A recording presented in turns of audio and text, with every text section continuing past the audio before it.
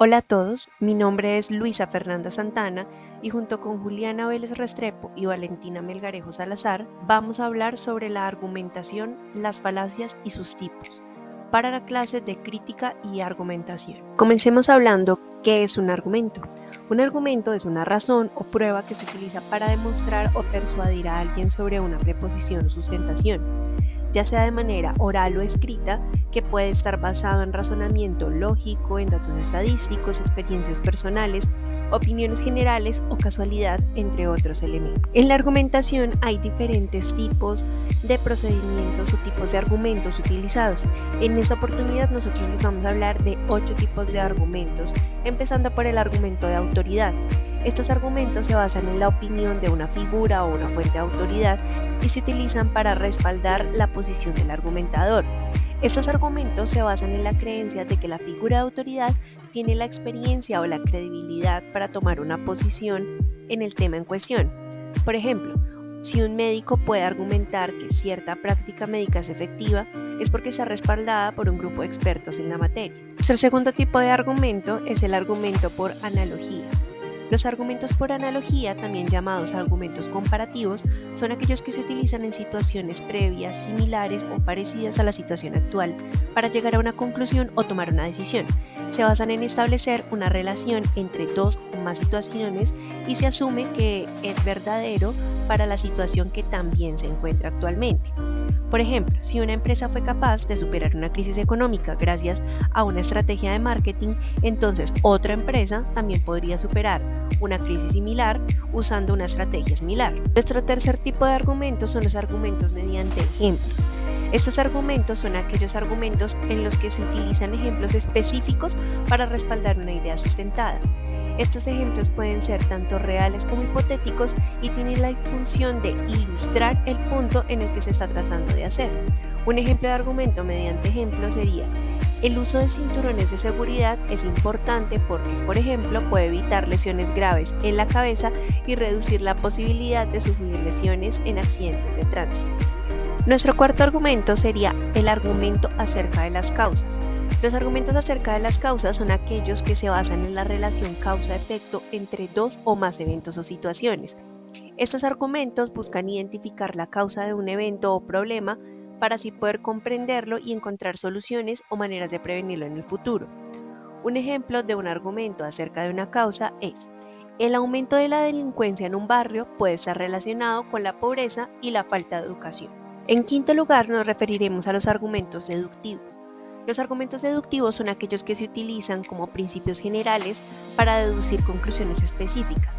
Un argumento deductivo de la conclusión se sigue lógicamente de las premisas.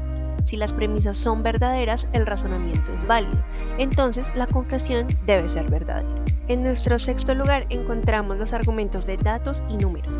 Estos son aquellos en los que se utilizan los datos cuantitativos y estadísticos para respaldar una idea sostenida. Estos argumentos se basan en hechos o datos objetivos que utilizan cifras, estadísticas, gráficos y otros recursos para ilustrar una tendencia o un patrón y respaldar una conclusión. Por ejemplo, el argumento de datos y números es: según un estudio reciente, el 90% de las personas hacen ejercicio periódico, tienen una mejor salud en comparación con aquellas que no lo hacen. Nuestro séptimo argumento son los argumentos de sentir general. Estos argumentos son aquellos que se basan en la opinión general o lo que se percibe como verdad por la mayoría de las personas. Estos argumentos se utilizan para respaldar una opinión o mejorar la persuasión en una discusión. Por ejemplo, todos sabemos que hacer ejercicio es bueno para la salud mental. Por último, tenemos los argumentos de experiencia personal. Estos argumentos de experiencia personal son aquellos en los que se utiliza la experiencia propia para respaldar una sustentación o tesis. Estos argumentos pueden ser subjetivos y están basados en la visión personal del individuo. Algunos ejemplos de argumentación de experiencia personal serían, por ejemplo: no recomiendo ese restaurante porque la última vez que comí allí no me gustó para nada su comida. Los argumentos también los podemos dividir por su tipo de razonamiento. Existen argumentos inductivos y argumentos deductivos. Los argumentos inductivos se basan en patrones observados en la muestra de una población para llegar a una conclusión probable sobre toda la población. Por ejemplo, si se observa que cada vez que se come chocolate se experimenta un aumento de la energía, se podría inferir que comer chocolate aumenta la energía en general. Las conclusiones son probables, pero no determinadas. Por otro lado, en el argumento deductivo, en contraste con los argumentos inductivos, se utilizan premisas generales en las cuales se infieren conclusiones sobre casos específicos. La conclusión siempre es verdadera si las premisas son verdaderas, por lo que su validez es mayor. Por ejemplo, se tiene la premisa general de que todos los seres humanos son mortales y la premisa específica de que Sócrates es un ser humano. Entonces se puede deducir de que Sócrates es mortal. Por otro lado, tenemos las falacias. Una falacia es un razonamiento erróneo o engañoso que, a pesar de que parece válido a simple vista, realmente no lo es. Se emplea en el campo de la lógica y la retórica para designar aquellos argumentos que pueden manipular a los demás emocional o psicológicamente. No obstante, un argumento falso tendría premisas o conclusiones falsas, sino que su razonamiento es incorrecto o defectuoso. Existen diferentes tipos de falacias, pero estas son las más comunes. La falacia ad hominem ataca al interlocutor en lugar de refutar sus argumentos.